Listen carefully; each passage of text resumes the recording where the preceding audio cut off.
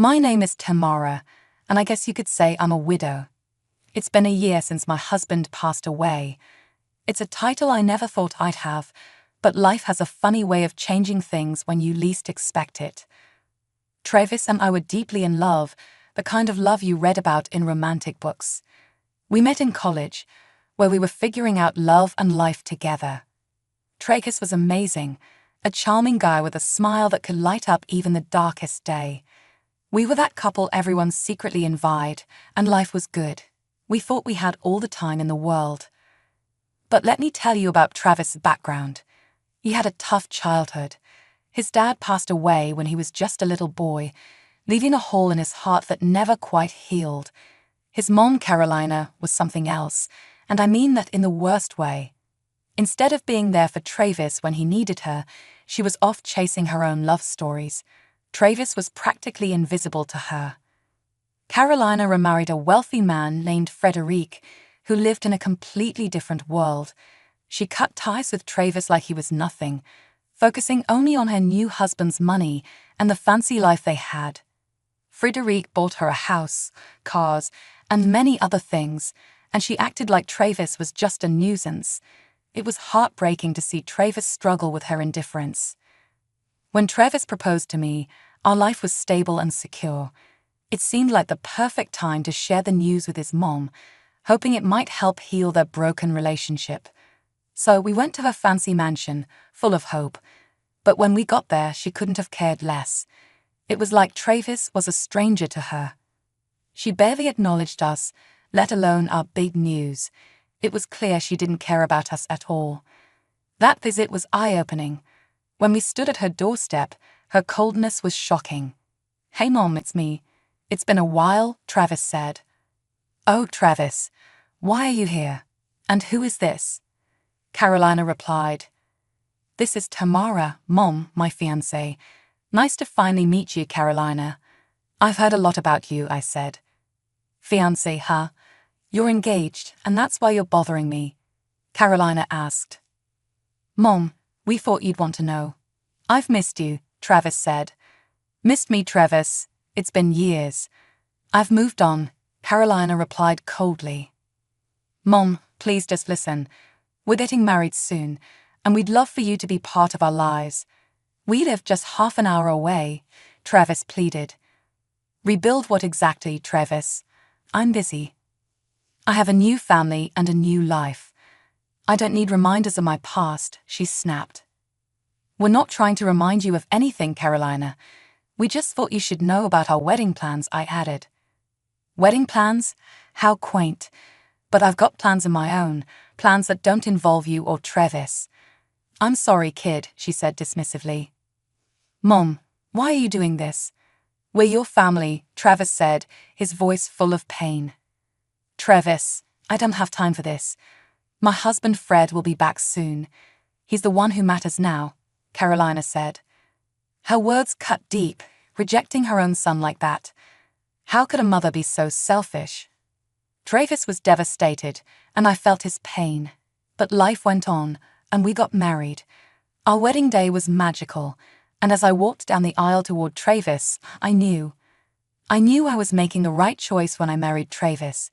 We exchanged vows, promising to stick together no matter what. Our first year of marriage was filled with beautiful moments. We lived in a cozy little apartment that we rented while saving up for a house. It was just the two of us, so the apartment seemed perfect. Travis was the most loving and caring husband. He would surprise me with breakfast in bed, and every day felt special. We created little routines together, lazy Sunday mornings with pancakes and cuddles, and adventurous Saturday nights trying out new restaurants. Travis always remembered the little things, like how I liked my coffee and my favorite flower. We talked about our dreams, our future, and how we wanted to build a family together. Our first wedding anniversary was supposed to be a magical evening. I went all out with scented candles, flowers, everything. I was just waiting for Travis to come home from work so we could enjoy a fancy meal and toast to our love. But life had other plans. Instead of Travis, the phone rang, and it wasn't good news. It was the police. telling me that Travis had been in a car accident on his way home. All those romantic plans, all the effort I put into making the evening special, it all fell apart. The dinner sat there, growing cold, while I rushed to the hospital with my heart full of fear. I paced the hospital corridors, praying that Travis would be okay. But the doctors gave me the heartbreaking news. There was nothing they could do. They said he had a day or two left at most. It was a gut-wrenching moment. They told me I could go in and talk to him one last time. When I entered his room, I was overwhelmed with emotion. We held hands, tears streaming down our faces. It was all in God's hands now, and I clung to the hope that a miracle might save him. Tamara, I don't know if I'm going to make it, baby, Travis said, his voice weak. The doctors say it's touch and go. Travis, don't say that. You're going to pull through. You have to, I replied, trying to hold back my tears. Tamara, I love you so much. Whatever happens, just promise me that you'll be happy and that you'll find love again. I couldn't have had a better life. Thank you. Travis, please. There's something else, he said, his voice faint. I bought us a house. It was meant to be our anniversary gift. It's a really nice one, in a great neighborhood, right next to my mum's place. I held on to some hope, I guess. I thought maybe if I was close to her, she might let me be part of her life again. I'm sorry, I feel like a fool now. Oh, honey, don't be sorry. You tried. The house is yours now. You're the owner. Do whatever feels right. I understand if you don't want a daily reminder of my mom, so you can sell it or live there. It's up to you. Travis, you're not going anywhere, I said, clutching his hand tightly as tears streamed down my face. I knew I had to make the painful call to Carolina. After all, Travis was her son, and the doctors had made it clear that he didn't have much time left, maybe just a day or two. I dialed her number, dreading the conversation. Carolina, it's Tamara, Travis's wife. I need to talk to you about Travis. He's been in a terrible accident, and the doctors don't have good news. They say he may not have much time left. Oh really, that's so sad. I'm sorry for him. I can send you the hospital address, she replied, almost dismissively. You don't know what I've been through lately. Frederic and I got a divorce, she continued, as if that was the most important thing. I'm sorry to hear that, Carolina, but Travis is your son, and he's in critical condition, I said, trying to hold back my frustration. I told Carolina she should come visit Travis at the hospital. Her response, I have a therapist appointment, so I won't be able to make it. Carolina, he's your son. How can you be so cold? He needs his mother right now, I said, shocked. Look, Travis and I haven't had a good relationship for years. He chose his path, and I chose mine. I don't see why I should drop everything now just because he's in trouble. It's about his life. Don't you want to see your son one last time? I pleaded. I don't know. Like I said, I had a lot on my plate right now. My condolences, Samantha. I'll try to be there for the funeral. Carolina, it's Tamara. You don't want to regret not being there for him when he needs you the most. I've already given my answer. Goodbye, she said coldly.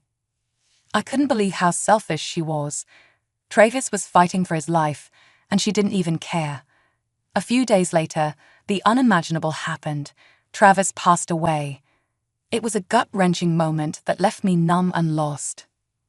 Surprisingly, Travis had a will in place, and he entrusted me with making arrangements for his funeral. In his will, he left me some of his assets, which was both comforting and heartbreaking. Even more surprising, he left a decent amount of money to his mom, Carolina. As for the new house, it wasn't mentioned in the will, but the seller had already transferred it to my name, so it was mine completely. Dealing with Travis' death was incredibly difficult, and I couldn't handle the funeral arrangements and paperwork on my own. That's when I turned to my sister, Kelly. Without hesitation, she said she'd help me through it all. The day of the funeral finally came, and it was as gloomy as our moods. Friends, family, and everyone who knew Travis gathered to pay their respects. It was a tearful service, with people sharing stories about him. Amid all that sadness, I couldn't help but hope to see Carolina there. But she didn't show up. I couldn't let it ruin the day, though. Grief had already taken a strong hold on me. After the service, we headed to the reception. People shared stories, gave condolences, and there was food. The will reading was supposed to happen during this time, and I had honestly given up on the idea of Carolina showing up. I was trying not to break down when, lo and behold, Carolina strolled in. "Thanks for showing up so early," I said sarcastically. "You've got quite the alcohol scent about you." "Just a few drinks with a possible future flame," she replied casually. "Seriously, you missed your son's funeral service for that." "Oh, come on, sweetie. I needed something to soak up the booze. I felt a bit queasy after all that." "Carolina, I can't believe you. You couldn't be bothered to show up for Travis' funeral, and now you're here drunk for the will reading." "Honey, I don't do funerals. They're such a downer. But I'm here for the important stuff," she winked at me. I couldn't believe the nerve of this woman. Despite Carolina's outrageous behavior, it was time for the will reading, so I gathered everyone around. As the executor, I took a deep breath and began reading Travis' will. The room was filled with hushed anticipation, and Carolina seemed particularly eager. "Ladies and gentlemen, as the executor of Travis' will, I'm here to carry out his final wishes. Travis left behind some assets and his thoughts on how they should be distributed. Additionally, Travis allocated a separate account for his mother, Carolina. In it, he left a sum of $5,000. $5,000? That's all he left from me? Travis, my boy, you truly were a poor soul, a loser even in death," Carolina sneered. Everyone was shocked by her cruel comments. "Carolina, this is not the time or place for such remarks. Travis had his reasons for what he chose to leave behind," I said firmly. "Seriously? Was he even a lawyer or just pretending? I can't believe he didn't have any property or savings and only had that little bit stashed away. It's like he was good for nothing. Looks like the poor guy died from poverty." "You're clearly drunk, Carolina. You should leave," I said, my patience wearing thin. "Oh, you bet I should leave. He was a lousy excuse for a son, and I don't want anything to do with him," she said as she stormed out. As the hours went by, I couldn't shake the memory of that messed-up day. Carolina's heartless act at Travis will reading still stung like a bad hangover. My sister Kelly came over, and we both vented our frustration and sorrow about Carolina, who had shown no decency for her own flesh and blood.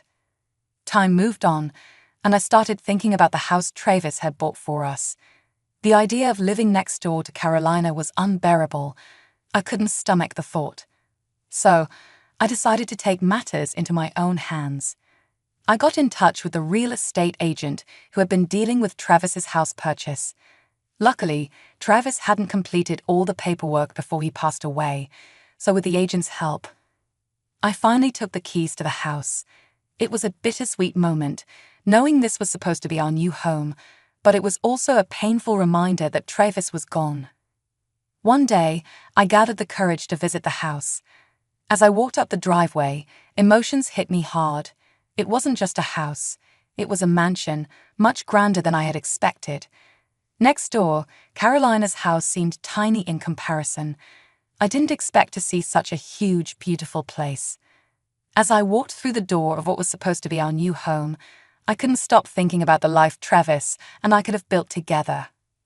The pain was unbearable as I explored every corner of the house, haunted by memories of what could have been. I realized that I couldn't live there without Travis. Determined to sell the mansion, I stepped outside. That's when I heard a familiar voice. "What are you doing here?" "None of your business," I replied. "Oh my God, there was no house here some time ago. Don't tell me you're the buyer of this place. It would be the biggest joke on earth with that little money your fiancé left you.